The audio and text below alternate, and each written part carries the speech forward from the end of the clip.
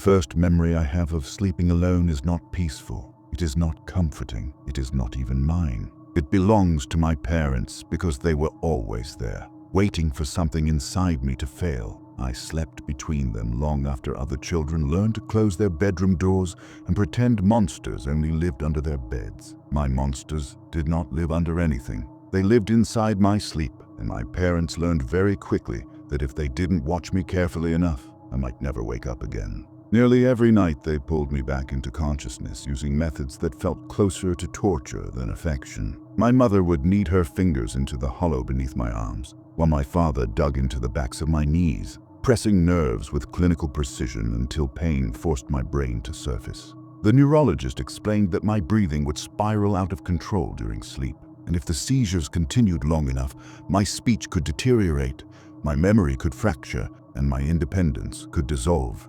entirely. My parents didn't cry in front of me when they heard that prognosis, but I remember the silence that followed it. The silence felt heavier than grief. Because of that silence, my childhood quietly disappeared. I wasn't allowed to stay overnight at friends' houses. I never attended late birthday parties. Every invitation came with a rehearsed apology. Every normal childhood milestone passed me like a train I was never allowed to board. My parents built their lives around monitoring my sleep, and eventually I began monitoring it myself, because guilt grows quickly inside children who feel like burdens. By the time I learned how to wake myself, the seizures became less frequent, but something else replaced them, something worse, something that doctors never fully explained because they didn't experience it firsthand. The hallucinations began as silhouettes, harmless shapes in the darkness that seemed like ordinary childhood nightmares. But over time, they gained structure, personality, and purpose. One of the first was a small boy who climbed onto my chest whenever my body locked itself in paralysis. He wore the decaying head of a horse like a mask, but it never fit properly. The seams stretched and tore as he moved, revealing glimpses of something pulsing underneath. He treated my frozen body like playground equipment, climbing across me while making muffled, animalistic whinnies that vibrated through my ribs. Then there was the woman who never stood upright. She hung in the corner of my room with her neck bent so sharply that her chin pressed into her sternum. Gravity didn't affect her. She floated slightly above the floor, swaying as if suspended by invisible wires. Her mouth always hung open in the shape of unfinished speech. I spent years wondering if she was trying to say something, or if her silence was deliberate punishment. But the worst hallucination came later, after the others had already normalized themselves within my nightmares. He appeared gradually, like a figure stepping out of fog 1 inch at a time, allowing my brain to become familiar with his presence before revealing his full shape. I named him the Stork Man when I was very young, mostly because I didn't have enough vocabulary to describe what he actually resembled. His height made him terrifying before anything else. Nearly 7 feet tall, impossibly thin, with limbs that looked too fragile to support his weight. His beak stretched outward like that of a water bird, but it wasn't bone. It looked soft, flexible, like flesh stretched into a shape it didn't belong in. His eyes sat on the sides of his skull, wide and glassy, constantly scanning me as if I were prey. He wore a thin veil draped across his shoulders, and whenever that fabric slipped, it revealed the most disturbing feature of his body. Wings that dragged against the floor, malformed and jagged, covered in patches of diseased feathers sprouting from leathery skin. They twitched unpredictably, like broken limbs attempting to relearn movement. Whenever he leaned close enough, those wings brushed against me, cold and damp, leaving behind a sensation that lingered long after I woke. He never spoke, not in words. He communicated through clicking sounds deep inside his throat, followed by slow, suffocating exhales that smelled like something decomposing beneath stagnant water. Those encounters lasted for what felt like hours, while my body remained frozen, my mind fully conscious, trapped inside a nightmare that refused to end. Eventually, survival forced me to develop discipline. I constructed a 5-step method to escape paralysis, repeating it like scripture whenever an episode began.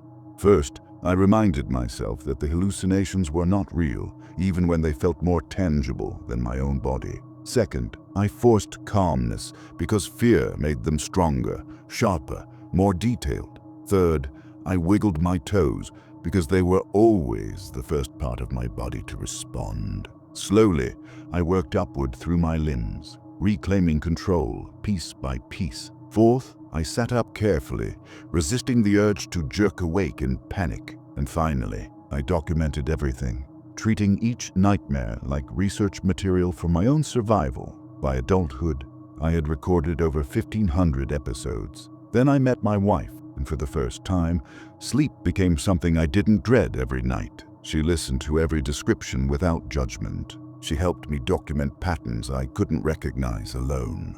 Sometimes, she woke me before hallucinations reached their worst stage. Her presence grounded me, turning terror into something manageable. Doctors diagnosed me with tertiary narcolepsy, explaining that my brain entered REM sleep with catastrophic intensity, operating at neurological speeds higher than conscious thought, while my body remained immobilized. They described it clinically, but my wife described it spiritually. She believed the stork man symbolized something buried inside my subconscious, some unresolved trauma attempting to communicate through dream imagery. I dismissed her theory until the night he spoke actual words. The sound was faint, distorted, barely human. I woke in violent panic, shaking my wife awake, repeating the strange syllables I thought I heard. We spent the entire night searching linguistic roots, translating ancient dialects until exhaustion blurred our concentration. Eventually, we found a Latin word that matched the sounds I remembered, renasci, to be born again. At first, the word felt symbolic, almost hopeful. My hallucinations had decreased significantly during the months leading to that episode. For 94 days, I experienced no severe visions. My wife believed the word might represent transformation, maybe even healing. I allowed myself to believe that possibility for a short time. Then we remembered something horrifyingly simple. The hallucinations were not external forces. They were manifestations of my subconscious. If the stork man delivered that message, it meant my own mind was trying to warn me about something. Our son had just turned 5 years old that same night. 5 was the exact age when my symptoms began. The realization didn't feel like fear. It felt like inevitability. The genetic possibility that my disorder could pass to him had always existed, but it had remained theoretical. Suddenly, it felt like prophecy. My wife began sleeping beside him every night, monitoring his breathing, waiting for the first sign that history might repeat itself.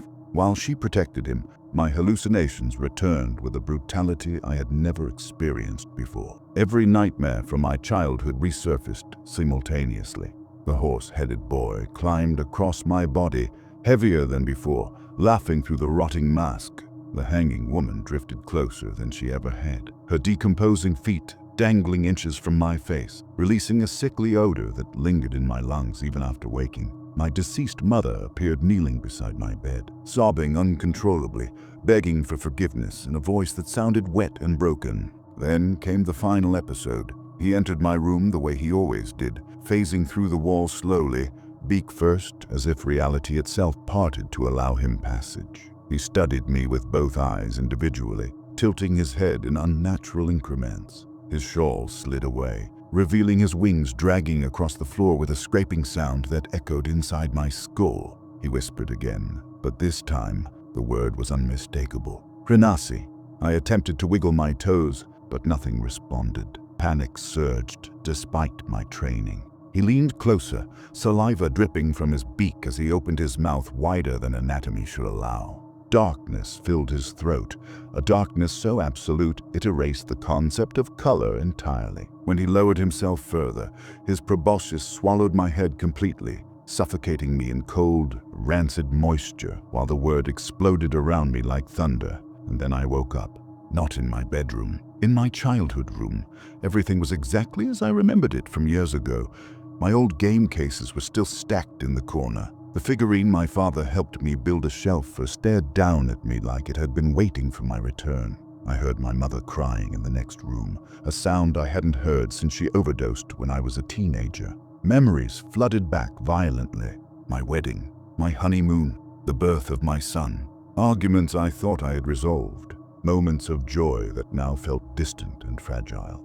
I tried to anchor myself by remembering every detail I could, but something was missing. I remembered events, I remembered emotions, I remembered places. I could not remember their names. I could not remember their faces, and as I sit here now, writing everything down before it disappears entirely, I realize something far worse than hallucinations or paralysis or death itself.